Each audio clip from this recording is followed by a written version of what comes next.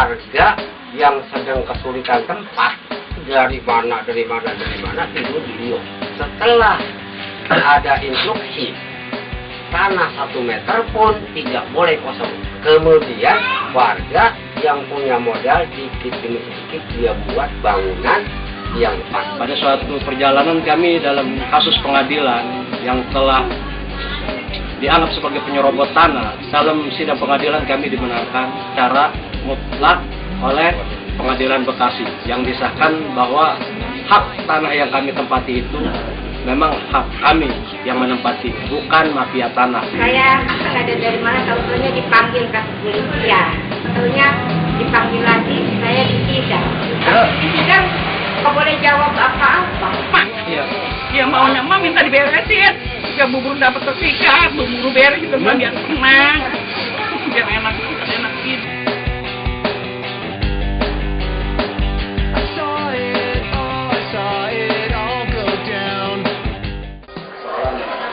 Perselisihan perburuan yang kami alami, salah satu perusahaan BUMD PT Monjanto, kami mestinya sudah menjadi karyawan permanen di tempat kami bekerja. Namun oleh karena efek daripada kebijakan pemberlakuan Undang-Undang 13 tahun 2003 tentang tenaga kerja, maka akhirnya pihak manajemen memanfaatkan momentum tersebut untuk memaksakan kebijakan itu, di mana efeknya bagi kami adalah kami dialihkan secara paksa ke sebuah sistem yang kita kenal dengan sistem outsourcing. Maksudnya tanggal 9 Januari 2004 dilakukan intimidasi kepada saya dan kawan-kawan, bahkan dengan melibatkan sebuah satuan di TNI untuk merebut posisi-posisi kami dengan paksa, sehingga kami mengadakan perlawanan terus-menerus, dan bahkan sampai detik ini pun kami akan tetap terus melakukan perlawanan sampai kami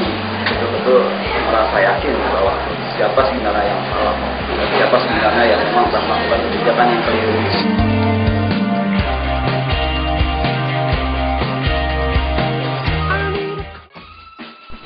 Kasus ini berawal dari berkumpulnya sekelompok massa di depan kediaman mereka di Jalan Mahon 30 dan berlanjut dengan dievakuasinya mereka dari sana ke Polda Metro Jaya.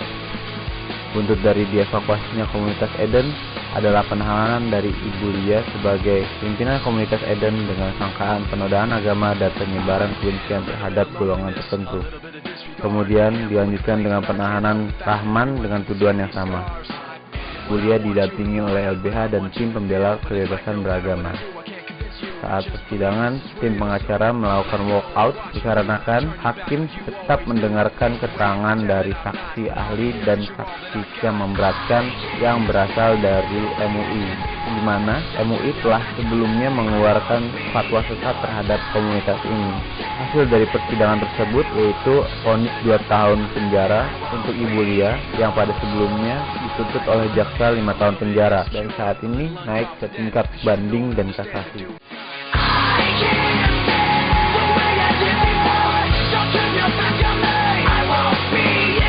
Hal ihwal untuk pembentukan serikat pekerja ini adalah berdasarkan dari komitmen teman-teman untuk bagaimana cara memperjuangkan hak-hak buruh yang sebenarnya yang diatur di dalam Undang-Undang Ketenagakerjaan.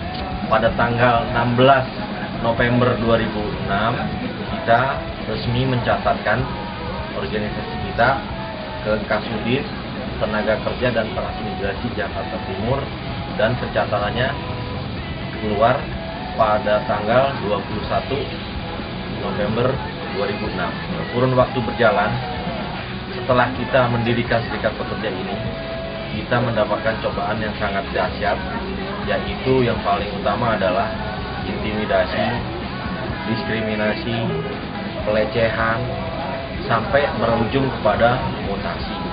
Dan sampai hari ini kita tetap menjadi orang yang tidak bekerja, dengan kata lain di stop operasi. Bahkan yang paling buruk adalah masuk ke dalam pool saja sudah tidak boleh. Itu bentuk intimidasi yang sangat luar biasa dilakukan oleh perusahaan. Manakala pemahaman undang-undang perburuhan yang kita sekarang coba pelajari melalui serikat pekerja ini dan kita dalami satu sama lain oleh anggotanya, itu sangat bertentangan dengan kondisi undang-undang dan praktek di lapangan. Kasus ini berawal dari keputusan sepihak perusahaan terhadap Erina Salim. Dari permasalahan ini, Erina Salim membawanya ke tingkat Letnaker dan P4D yang selanjutnya diuruskan kepada P4P dan lebih lanjut dibawa ke tingkat PT-UN. Pada tingkat PT-UN, Erina Salim dinyatakan menang, tapi selanjutnya PT-UN mengeluarkan kembali surat yang menyatakan bahwa hal ini tidak dapat diselesaikan di PT-UN dan selanjutnya dibawa banding hingga ke tingkat kasasi. Di tingkat kasasi, Erina Salim juga memenangkan kasus ini, tapi tidak ada itikat baik dari pengusaha sehingga permasalahannya tetap mengalami kebuntuan dikarenakan pengusaha tidak mau membayarkan gaji serta pesangon terhadap Erina Salim.